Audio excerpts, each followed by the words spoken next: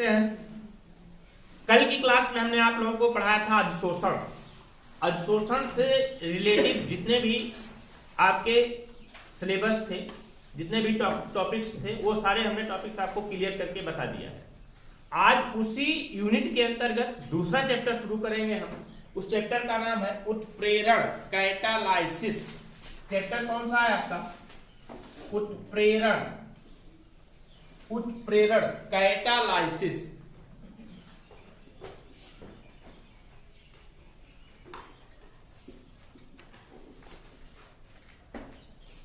Catalysis, उत्प्रेरण। Catalysis कहते किसे हैं? देखिए, मैं इस कैटालाइसिस को बताने के लिए एक समीकरण को लेता हूं, एक इक्वेशन को लेता हूं, केमिकल इक्वेशन को लेता हूं। केमिकल इक्वेशन क्या है? एक सब्सटेंस होता है, एक सब्सटेंस होता है potassium chlorate, KClO3, KClO3, potassium chlorate. Potassium chlorate जब ये टूटता है, अपने आप से ये टूटता है, तो बनाता क्या है? 2KCl + 3O2। मतलब कि पोटेशियम क्लोराइड और ऑक्सीजन रिलीज करता है, ऑक्सीजन मुक्त करता है। किंतु यह अभिक्रिया धीमी गति से होती है। पोटेशियम क्लोराइड के टूटने की प्रक्रिया क्या होती है? धीमी गति से होती है। लेकिन अगर पोटेशियम क्लोराइड के साथ में 2KClO3 के साथ में यहीं पर हम लगा दे मैंगनीज डाइऑक्साइड, मैंगनीज डाइऑक्साइड की बात करते हैं, MnO2 लगा दे, यहीं पर मैंगनीज डाइऑक्साइड लगा दे, तो पोटेशियम क्लोराइड के टूटने की दर, अर्थात कह सकते हैं अपघटन होने की दर, या कह सकते हैं अभिक्रिया होने की दर इसकी अपेक्षा तीव्र हो जाती है। सिर्फ क्या लगाने थे? मैंगनीज डाइऑक्साइड लगाने से, मैंगनीज डाइऑक्साइड लगाने से, मैंगनीज डाइऑक्साइड लगाने से पोटेशियम क्लोराइड के अपघटन की दर तीव्र हो जाती है। किंतु लगा हुआ मैंगनीज डाइऑक्साइड जितनी मात्रा में हमने लगाया था, उतनी मात्रा में अभिक्रिया के उपरांत यहीं पर हमें क्या हो जाता है? प्राप्त हो जाता है। यहां पर ये मैंगनीज डाइऑक्साइड नहीं लगा था, तो अभिक्रिया धीमी गति से हो रही थी। अब यहां पर हमने क्या लगा दिया? मैंगनीज डाइऑक्साइड लगा दिया, तो क्या होने लगी? अभिक्रिया तीव्र गति से होने लगी। किसकी उपस्थिति से? मैंगनीज डाइऑक्साइड की उपस्थिति से अभिक्रिया तीव्र गति से होने लगी। किंतु ध्यान दीजिएगा, इसके लगाने से यह नहीं हुआ कि इसकी मात्रा में कोई परिवर्तन हुआ। जितनी मात्रा में हमने लगाया था उतनी मात्रा में बाहर निकल गया। तो ऐसा पदार्थ जिसकी उपस्थिति मात्र से, ऐसा पदार्थ जिसकी उपस्थिति मात्र से किसी अभिक्रिया की वेग में परिवर्तन हो जाता है। परिवर्तन का मतलब क्या हुआ? घट भी सकता है और बढ़ भी सकता है। यहां तो जनरली देखा जा रहा है कि इस अभिक्रिया के वेग को क्या कर दे रहा? बढ़ा दे रहा। ऐसा पदार्थ जिसकी उपस्थिति मात्र से किसी अभिक्रिया के वेग में परिवर्तन हो जाता है, या यहां पर कह सकते हैं इस अभिक्रिया के लिए कि इसकी उपस्थिति अभिक्रिया का वेग क्या हो रहा है? बढ़ रहा है। तो इस प्रकार के पदार्थ को उत्प्रेरक क्या कहते हैं? उत्प्रेरक, कैटालिस्ट। क्या कहा जाता है? कैटालिस्ट, उत्प्रेरक कहलाता है। और यह प्रक्रिया जिसकी उपस्थिति मात्र से, यह प्रक्रिया कौन सी प्रक्रिया? अभिक्रिया के वेग के बढ़ाने की प्रक्रिया क्या कहलाता है? उत्प्रेरण की प्रक्रिया कहलाता है। क्या कहलाता है? उत्प्रेरण। तो परिभाषित कैसे करेंगे हम उत्प्रेरण को और उत्प्रेरक को? दो चीजें होती है, उत्प्रेरक और उत्प्रेरण। उत्प्रेरण एक प्रकार की क्रिया है, उत्प्रेरण क्या है? एक प्रकार की क्रिया है, जबकि उत्प्रेरक क्या है? एक प्रकार का पदार्थ। मतलब कि ऐसा पदार्थ जिसकी उपस्थिति मात्र से, ऐसा पदार्थ जिसकी उपस्थिति मात्र से किसी अभिक्रिया का वेग बढ़ जाता है, तो इस प्रकार के पदार्थ को हम कौन सा पदार्थ कहते हैं? उत्प्रेरक पदार्थ कहते हैं। कैसा पदार्थ कहते हैं? उत्प्रेरक पदार्थ कहते हैं। तथा यह प्रक्रिया कौन सी प्रक्रिया कहलाती है? उत्प्रेरण की प्रक्रिया कहलाती है। कौन सी प्रक्रिया कहलाती है? उत्प्रेरण की प्रक्रिया। समझ गया ना? उत्प्रेरण बहुत आसान है। तो लिखिए, लिखिए, ऐसा पदार्थ जिसकी उपस्थिति मात्र से, जिसकी उपस्थिति मात्र से किसी रासायनिक अभिक्रिया का वेग,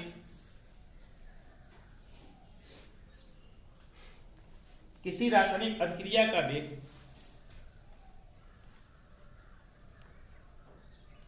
बढ़ जाता है,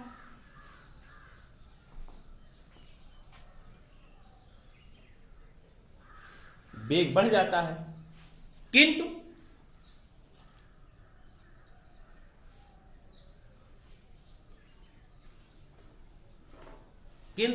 अभिक्रिया के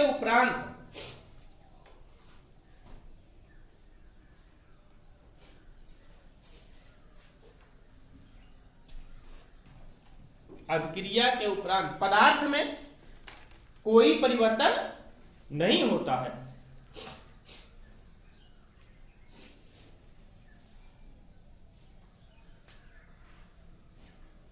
तो इस प्रकार के पदार्थ को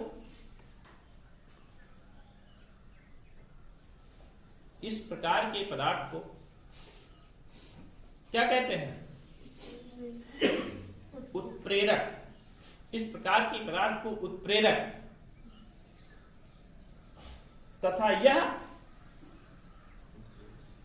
प्रक्रिया क्या कहलाती है? उत्प्रेरण कहलाती है। तथा यह प्रक्रिया उत्प्रेरण कहलाती है।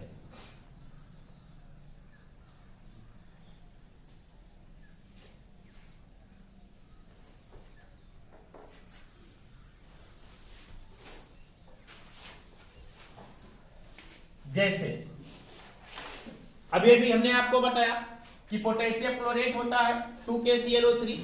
पोटेशियम क्लोरेट होता है। पोटेशियम क्लोरेट को अकेले गर्म करते हैं तो यह घटित होता है किसमें? अपघटन का मतलब टूटना। अपघटित होता है किसमें? पोटेशियम क्लोराइड और ऑक्सीजन में। अपघटित होता है पोटेशियम क्लोराइड और ऑक्सीजन में, लेकिन धीमी गति से होता है। जब इसको हम अकेले गर्म करते हैं तो धीमी गति से होता है, लेकिन अगर इसमें थोड़ा सा हम क्या मिला देते हैं? मैग्नीज डाइऑक्साइड मिला देते हैं, तो उसके मैग्नीज डाइऑक्साइड मिलाने के बाद गर्म करते हैं, जिसके अपघटन की दर क्या हो जाती है? बढ़ जाती है। तो किसकी उपस्थिति से? मैग्नीज डाइऑक्साइड की उपस्थिति से इसके अपघटन की दर बढ़ गई, तो मैग्नीज डाइऑक्साइड को क्या कहा जाता है? उत्प्रेरक कहते हैं। तथा यह प्रक्रिया क्या कहलाती है? उत्प्रेरण कहलाती है। तो लिखिए जैसे पोटेशियम क्लोरेट को ये पोटेशियम क्लोरेट है बेटा।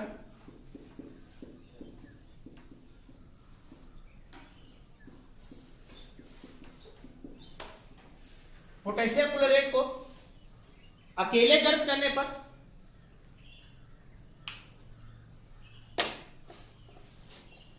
इसका अपघटन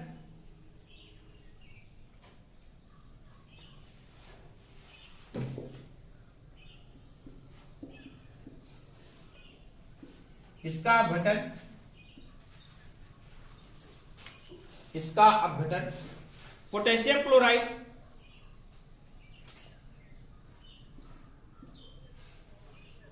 और ऑक्सीजन में धीरे धीरे होता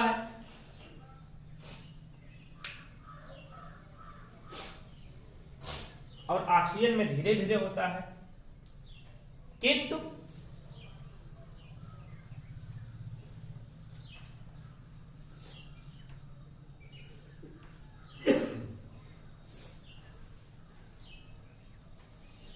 मैग्नीज डाइऑक्साइड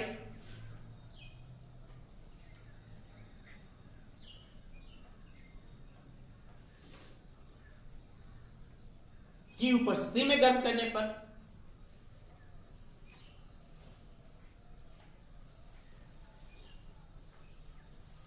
मैग्नीज डाइऑक्साइड की उपस्थिति में गर्म करने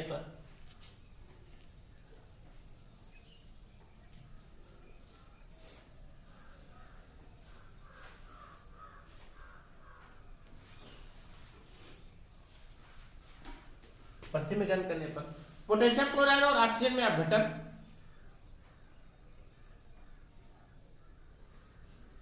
तीव्र हो जाता है।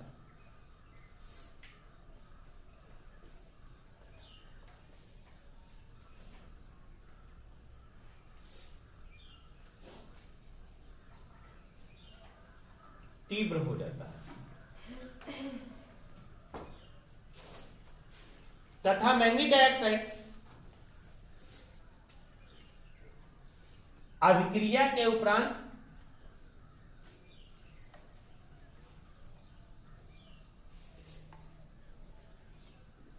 मैग्नीज डाइऑक्साइड का अभिक्रिया के उपरांत कोई परिवर्तन नहीं होता है।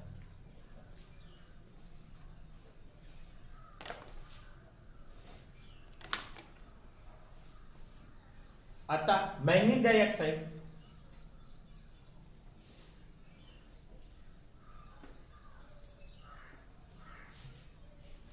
इस अभिक्रिया के लिए उत्प्रेरक है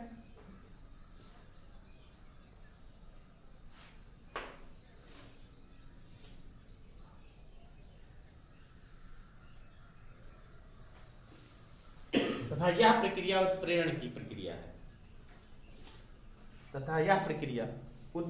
प्रक्रिया है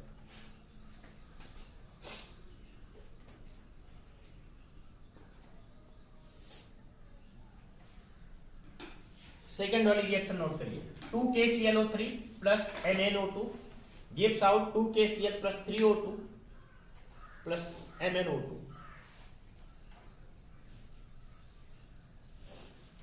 प्लस MnO2।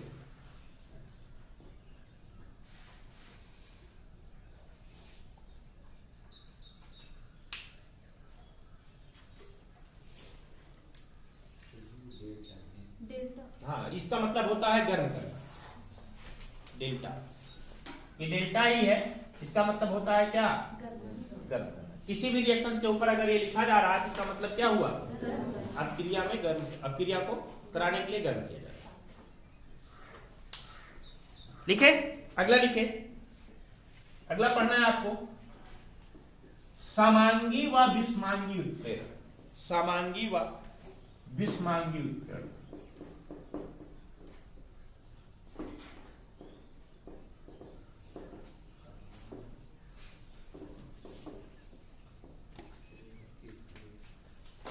समांगी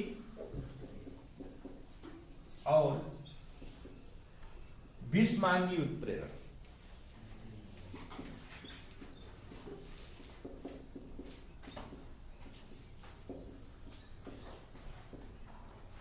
homogeneous and heterogeneous catalysis. Homogeneous and heterogeneous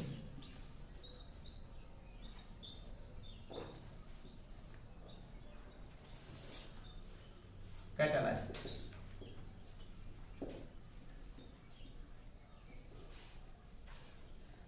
homogeneous और हेट्रोजीनियस कैटालाइसिस।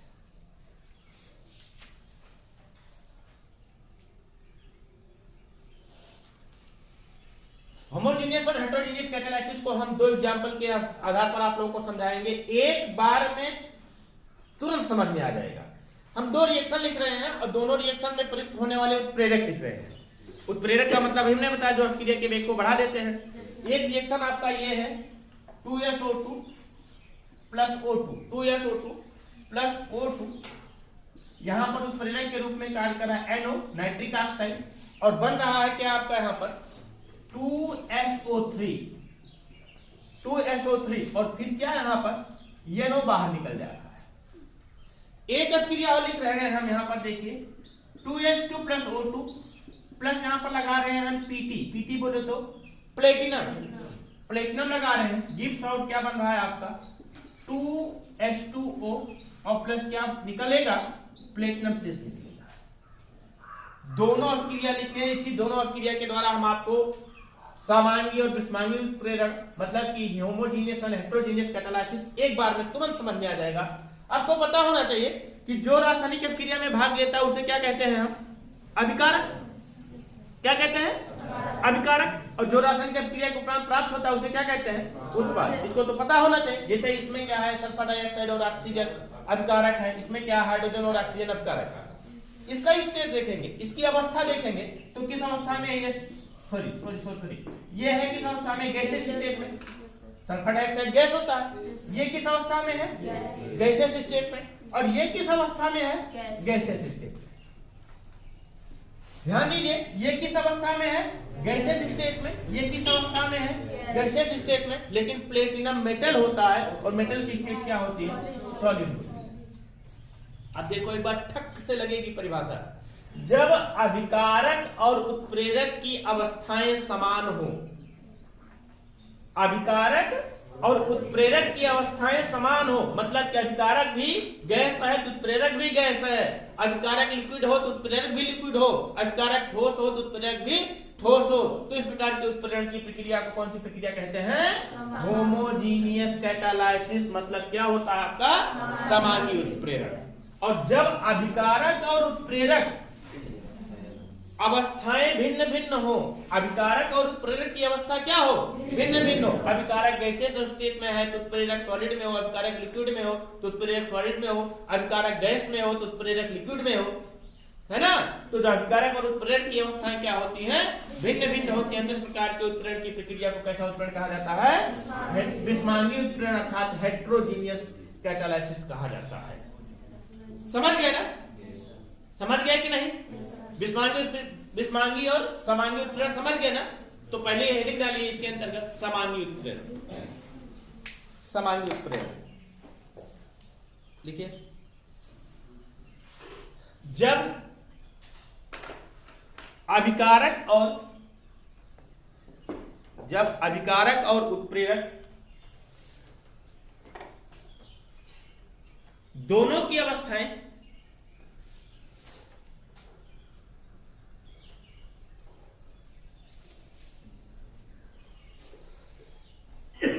अवस्थाएं समान होती हैं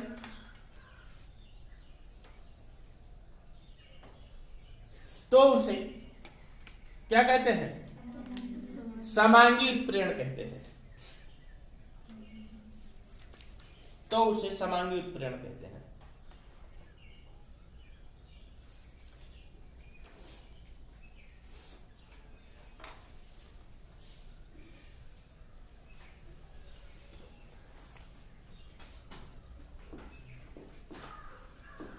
अब तो अब हम इसको लिखा नहीं रहे हैं कि सल्फर डाइऑक्साइड के ऑक्सीडेशन से सल्फर डाइऑक्साइड के निर्माण की प्रक्रिया में नाइट्रिक ऑक्साइड उत्प्रेरक का कार्य करता है। यहाँ पर नाइट्रिक ऑक्साइड प्रयुक्त हुआ उत्प्रेरक और अभिकारक दोनों की अवस्थाएं समान है, इसलिए कौन सी प्रक्रिया? समांगी। लिखा दे क्या?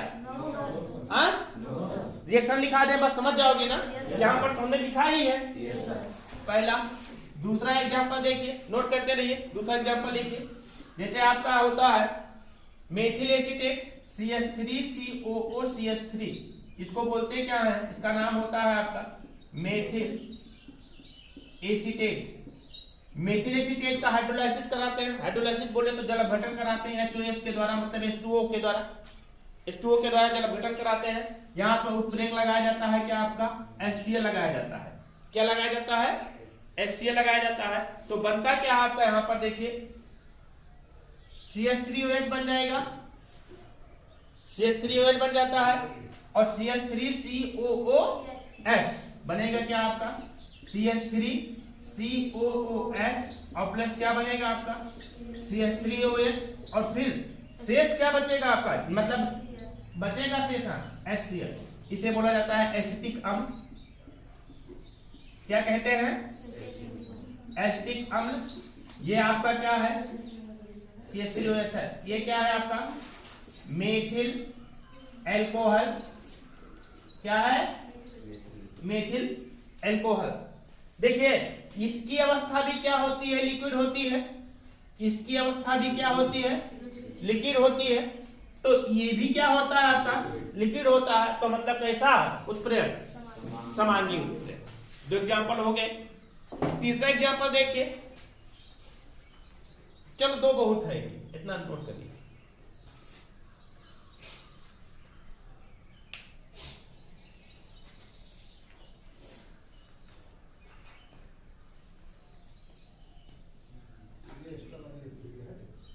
ये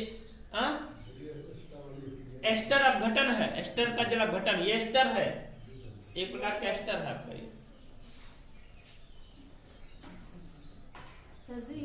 वो तो जल है कि तीनों उसमें पाया जाता है। हाँ, लेकिन यहाँ पर लिक्विड में ही रहेगा। यहाँ पर यहाँ पर नहीं, लिक्विड में ही लगेगा ये। सभी लिक्विड ही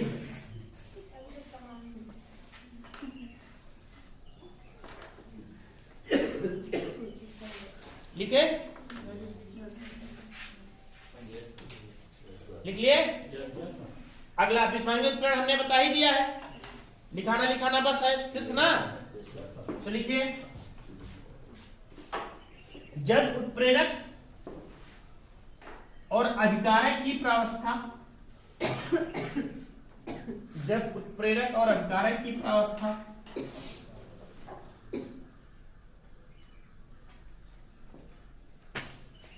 भिन्न भिन्न होती है तो उसे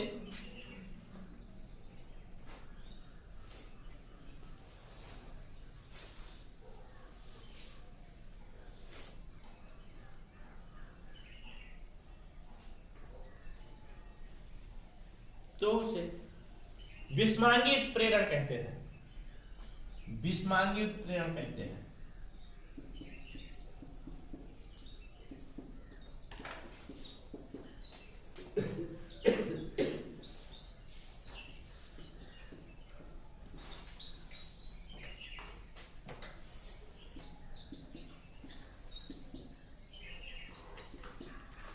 जैसे देखिए ऑक्सीजन और हाइड्रोजन के आपस में मिलने से जल का निर्माण होता है। यहाँ पर प्लेटिनम उत्प्रेरक का कार्य करता है। ऑक्सीजन और हाइड्रोजन और ऑक्सीजन गैसीय अवस्था में, जबकि प्लेटिनम किस अवस्था में है? Solid state. नोट कर लीजिए। दूसरा एग्जांपल देख लीजिए। जैसे आपका है H2 plus 3NH2, H2 plus 3N2, sorry N2 plus 3H2, N2 plus 3H2 plus यहां पर आयरन उत्प्रेरक के रूप में कार्य करता है। आयरन उत्प्रेरक के रूप में कार्य करता है। यहां पर बन जाएगा क्या आपका 2NH3 और प्लस आयरन शेष बच जाता है। मॉलिब्डेनम उत्प्रेरक वर्धक के रूप में कार्य करता है। आगे बताया जाएगा अभी उत्प्रेरक वर्धक किसे कहते हैं। नाइट्रोजन और हाइड्रोजन के संयोग से अमोनिया का निर्माण होता है। नाइट्रोजन गैसीय अवस्था में है, हाइड्रोजन गैसीय अवस्था में है और आयरन किस अवस्था में? सॉलिड अवस्था में है। अर्थात कौन सी उत्प्रेरण की प्रक्रिया हुई? विस्मांगी उत्प्रेरण की प्रक्रिया हुई। नोट कर लीजिए।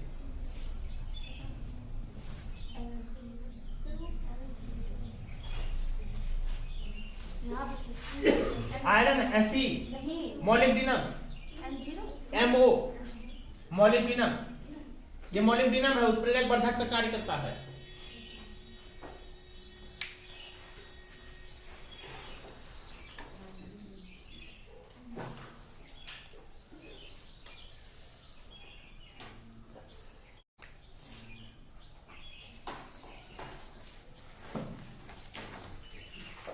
लिखे। अगला पढ़ना है आपको इसी में, अगला इसी में पढ़ना है ऋणात्मक उत्प्रेरक या संदमन। ऋणात्मक उत्प्रेरण या संदमन।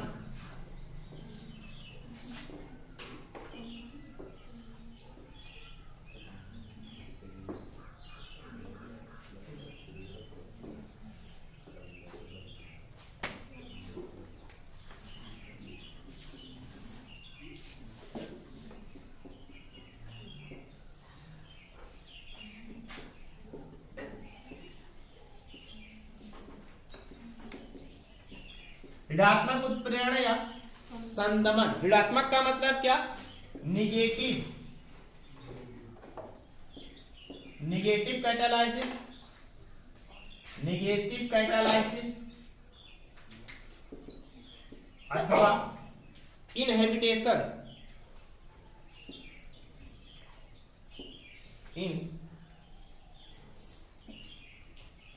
इनहिबिटेशन।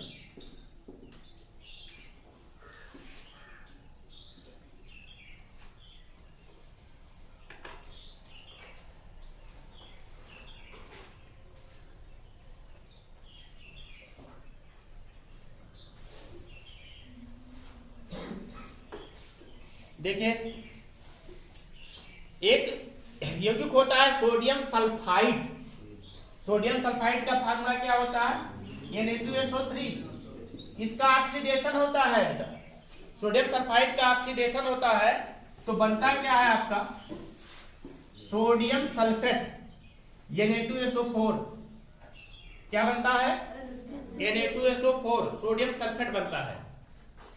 इसका ऑक्सीडेशन इतना बहुत तीव्रता के साथ होता है। सोडियम सल्फाइड है, इसको ध्यान दीजिएगा। यह है क्या आपका सोडियम सल्फाइड है। सोडियम सल्फाइड का ऑक्सीडेशन होता है, मतलब ऑक्सीकरण होता है, तो बनता क्या है आपका सोडियम सल्फेट। क्या बनता है? बहुत तीव्रता के साथ होता है, बहुत तेजी के साथ होता है इसका विघटन, मतलब ऑक्सीडेशन। लेकिन अगर यहीं पर हम थोड़ी मात्रा में एथिल अल्कोहल लगा दें, एथिल अल्कोहल बोले तो C2H5OH लगा दें। C2H5OH मतलब क्या है? ये आपका एथिल अल्कोहल लगा दें तो इसके ऑक्सीडेशन की प्रक्रिया मंद हो जाती है, रुकती नहीं है बेटा, मंद हो जाती है। ऑक्सीडेशन की प्रक्रिया बंद नहीं होती है, मंद हो जाती है। किसकी उपस्थिति से ऑक्सीडेशन की प्रक्रिया मंद हो गई? Ethyl alcohol. मतलब एथिल अल्कोहल ने क्या किया? इस अभिक्रिया की दर को क्या किया? कम कर दिया। तो इस प्रकार के पदार्थ को क्या कहेंगे हम? ऋणात्मक उत्प्रेरण या क्या कहेंगे? संदमन कहते हैं। मतलब कि ऐसा पदार्थ जिसकी उपस्थिति मात्र से किसी अभिक्रिया का वेग क्या हो जाता है? कम हो जाता है। तो इस प्रकार के पदार्थ को कौन सा पदार्थ कहा जाता है?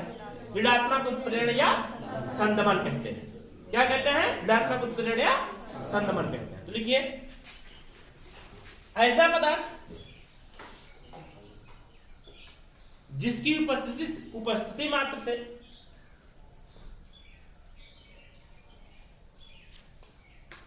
किसी रासायनिक अभिक्रिया का वेग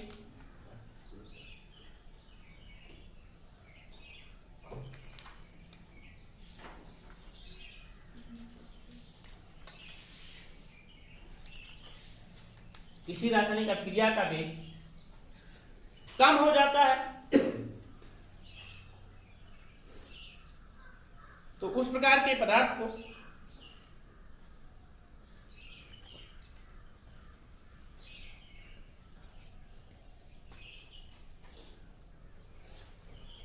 ऋणात्मक उत्प्रेरण या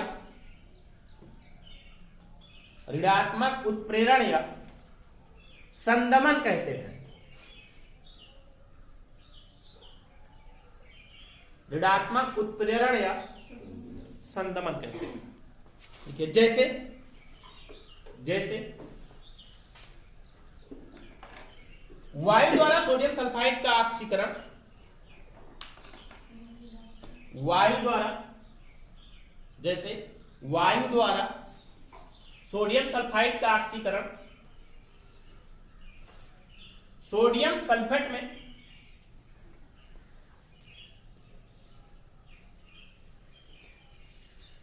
शीघ्रता के साथ होता है,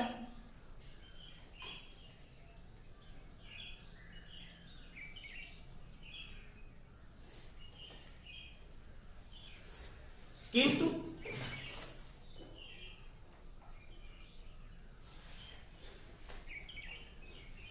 एथिल अल्कोहल की उपस्थिति से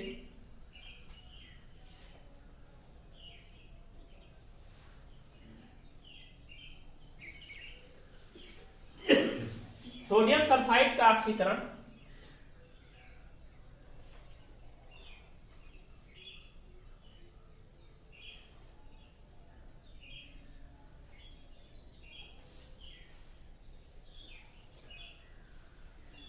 मंद हो जाता है,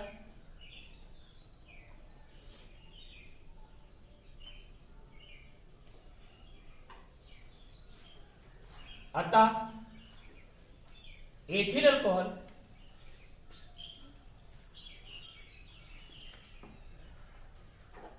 ऋणात्मक उत्प्रेरक है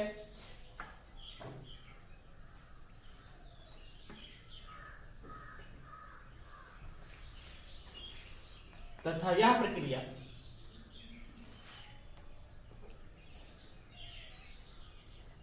ऋणात्मक उत्प्रेरण की प्रक्रिया होती है,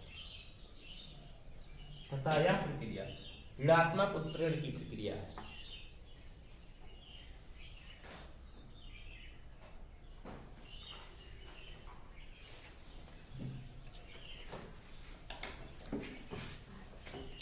नोट करिए इसको, रिएक्शन को।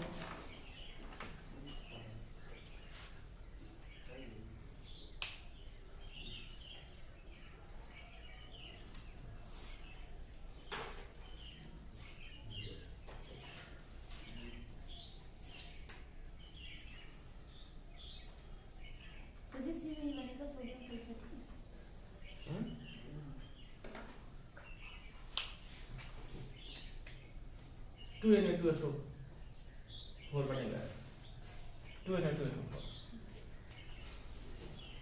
दूसरा देखिए, एक रिएक्शन और देख लीजिए ऋणात्मक उत्प्रेरण की। हाइड्रोजन पेरोक्साइड होता है H2O2, H2O2 होता है, इसका बटन अपने आप होता है किसमें, H2O + O2 में, H2O + O2 में इसका बटन अपने आप हो जाता है, बहुत तीव्रता के साथ होता है। और यहीं पर क्या लगा देते हैं हम, ग्लिसरीन लगा देते हैं। क्या लगा देते हैं, ग्लिसरीन लगा देते हैं। और ग्लिसरीन लगने से ही क्या हो जाता है, इसके इस अभिक्रिया की दर क्या हो जाती है, मंद हो जाती है। तो मतलब ग्लिसरीन क्या है आपका, ऋणात्मक उत्प्रेरक है, ऋणात्मक उत्प्रेरक है ना। एक एग्जांपल और देख लीजिए, तीसरा एग्जांपल देख लीजिए। क्लोरोफार्म होता है CHCl3, क्लोरोफार्म होता है, इसका ऑक्सीडेशन होता है, CHCl3 का ऑक्सीडेशन होता है, अपने आप ऑक्सीडेशन होता है, बहुत तीव्रता के साथ ऑक्सीडेशन होता है।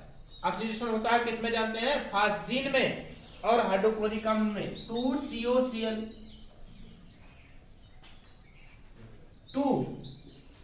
2CaCl2 और प्लस निकल जाता है क्या, यहाँ से 2HCl, इसे बोलते हैं क्या है, फास्जीन बोला जाता है। क्या कहते हैं, फास्जीन। क्लोरोफार्म के बारे में जानिए आप लोग। क्लोरोफार्म एक ऐसा कंपाउंड होता है कि ऑक्सीजन तथा सूर्य के प्रकाश की उपस्थिति में, ऑक्सीजन और सूर्य के प्रकाश की उपस्थिति में एक विषैली गैस फास्जीन में निर्मित हो जाती है, फास्जीन का निर्माण कर लेती है, अपने आप ऑक्सीकृत होकर के क्या बना लेती है, फास्जीन बना लेती है, फास्जीन बना लेती है। और इसीलिए इसको कहाँ रखा जाता है, रंगीन बोतल में बंद करके रखा जाता है। रंगीन बोतल में इसलिए रखा जाता है क्योंकि वहां पर सूर्य का प्रकाश ना पहुंचने पाएगा। रंगीन बोतल में रखा जाएगा, सूर्य का प्रकाश नहीं पहुंच पाएगा, और बंद अवस्था में रखा जाएगा तो ऑक्सीजन नहीं पहुंच पाएगा।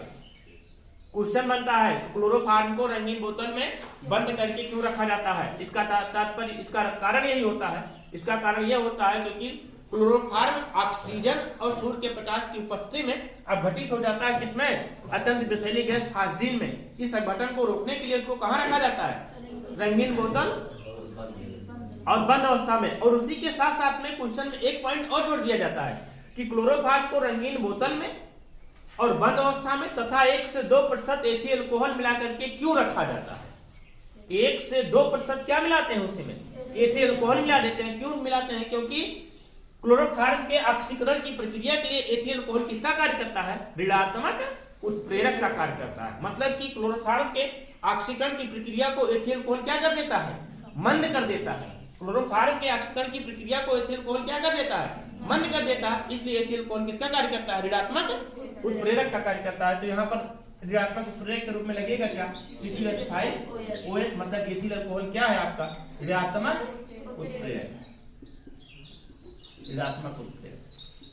क्वेश्चन यही बनता है इसके लिए कि क्लोरोफार्म को रंगीन बोतल में बंद अवस्था में तथा 1 से 2% एथिल अल्कोहल मिला करके क्यों रखा जाता है। इसका मतलब ये होता है, एथिल अल्कोहल इसलिए मिलाया जाता है क्योंकि इस प्रक्रिया के लिए, फास्जीन के निर्माण होने की प्रक्रिया के लिए एथिल अल्कोहल ऋणात्मक उत्प्रेरक का कार्य करता है। और रंगीन बोतल में इसलिए रखा जाता है सूर्य का प्रकाश न पहुंचने पाए, बंद अवस्था में इसलिए रखा जाता है कि ऑक्सीजन न पहुंचने पाए। तो ऋणात्मक उत्प्रेरक समझ गए, ऋणात्मक उत्प्रेरक समझ गए ना। तो ये सभी ऋणात्मक उत्प्रेरक की प्रक्रिया और सभी क्या है, ऋणात्मक उत्प्रेरक है ना। कल हम आपको पढ़ाएंगे उत्प्रेरण के प्रकार, उत्प्रेरण के प्रकार कल पढ़ाएंगे।